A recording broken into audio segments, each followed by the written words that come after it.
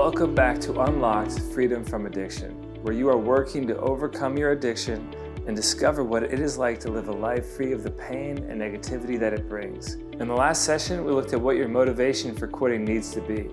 You need to find the beautiful life you want to live and fight for it, not just hate the life you want to leave behind. In this session, we're going to change things up slightly. I don't want you to lose hope or get discouraged. This is a massive undertaking that you are attempting right now. Quitting addictions is no joke, and it can become easy to get down on yourself when you hit a speed bump or something does not work out how you want it to, or things just become difficult. So you want to keep your motivation in mind and continue moving in that direction. And while you do that, you need to also appreciate the good in your life as well. I don't care who you are or how bad things might seem for you right now, there is some good in your life. It might take some time to think about it, but you can find it. It might be the love of a friend, family member, stranger. It might be a job or the area you live in. Or, and I think these are the best things, you have breath in your lungs. There's a wonderful world that we live in and can enjoy. And even if you have to look hard for it, there's beauty in the world around you. Or maybe you have a good sense of humor, or you have a good perspective on life, or you are humble and kind, or you have some other talent or quality that you enjoy. You want to continue thinking about these things. Your life still has good in it, and that good will only get better once you are free from your addictions.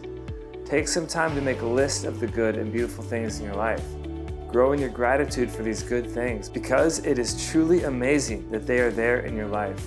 What a gift. Think about these things more and more. Try to focus on them more than you focus on the negative things in your life. Furthermore, as you implement the tactic of fighting for the beautiful, fulfilling life that you have started picturing from the last session, think about how these good things that are currently in your life will stay or get better as you walk more in the life you want for yourself. Take some time every day to go over your list. Appreciate the things you have placed on it. Think about why they are good and why you are thankful for them. Oftentimes, you can be so unhappy with the decisions you make regarding your addiction and the effects that it can have on you that you see your life as all negative. This can cause you to lose hope for yourself and your future, and it is not true. You have tremendous hope. And how do I know that you have hope? The world is actually filled with recovered addicts and alcoholics from all walks of life. You would be surprised by how many you would run into if we all had to label ourselves with a name tag or t-shirt. And that's good news. Because if these other people were able to overcome their addictions, then that means that it is possible for you too. If I, of all people, was able to stop drinking, smoking pot, snorting cocaine, watching porn, and more, then really anyone can overcome their addictions. And even though I was doing all that stuff, and I felt like a loser at times with no hope, I would feel so depressed because of my choices. However, I still had good things in my life. Your good things that you have might be different, but I still had people that loved me. I was able to find joy in playing the guitar and singing. I was still learning valuable lessons for my future, especially through experience, so that I would be able to help people in similar situations and more. I was not able to see these at the time. However, I can see them now. And I share this with you so that you can have a better understanding of the situation you are in now. An understanding that I did not have. The truth is that despite the pain and suffering, or at least discomfort, despite the shame and regret that you may be experiencing, your life is not all bad. There is still good in your life and good in you. Find encouragement in this so that you can take on this difficult task of overcoming your addictions a little more easily. This will allow you to have more awareness of the good that you are fighting for as well. You're not simply trying to change a rotten apple into a ripe apple. The apple is actually already ripe, however, it needs cleaning.